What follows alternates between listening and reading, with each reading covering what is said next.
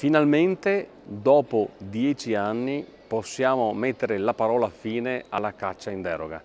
Ben 10 anni di delibere, di leggi in Veneto, in Lombardia, ma anche in altre regioni che hanno condannato in maniera palesemente illegale migliaia e milioni di piccoli uccelli migratori protetti in tutta Europa. Se un cacciatore uccideva quegli uccelli fuori da queste regioni, veniva denunciato per bracconaggio. Quindi in queste due regioni in particolare si sono fatte delle leggine delibere che hanno di fatto depenalizzato un reato previsto dalla legge sulla caccia. 10 anni quindi di caccia illegale, 10 anni di caccia illegittima, 10 anni di regali ai cacciatori di specie di uccelli che in tutta Europa vengono protetti perché utili all'ambiente, utili all'agricoltura. È stato uno scempio, finalmente finito nel 2012.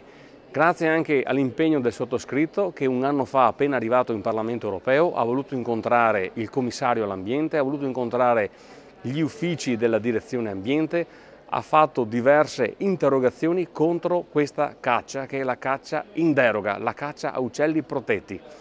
È stato un disastro in questi anni che finalmente è finito. Un disastro perché è stato un calpestare non solo il diritto di tutti i cittadini di vedere rispettate le norme, ma anche una violazione del diritto comunitario. È stato un rincorrere delle leggi che non potevano esistere. Quanti soldi sono stati spesi dai cittadini per difendere queste delibere, per difendere queste leggi? Quanti soldi il governatore del Veneto e della Lombardia di questi anni ha speso per difendere questa caccia illegittima? Quanti sono i milioni di uccelli uccisi illegalmente? E quali erano i rischi per i cittadini italiani, veneti e lombardi nel dover pagare queste sanzioni? Bene, finalmente è stata chiusa questa gravissima parentesi e a convincere i nostri rappresentanti in Veneto e in Lombardia è stata la leva delle infrazioni, la leva delle sanzioni europee. Grazie alla minaccia di queste sanzioni, solo grazie a queste minacce, questi signori hanno detto basta. Quindi fino a quando si trattava di far rischiare il bilancio della regione, ovvero le tasche dei cittadini, erano propensi a far continuare questa cosa.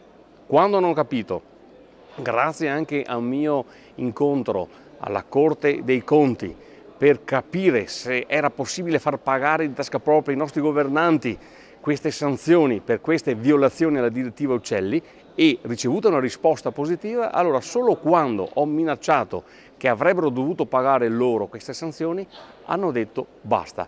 Quindi benvengano le direttive europee, benvenga il diritto europeo e le sanzioni se queste servono a far convincere i nostri governanti italiani a rispettare le leggi.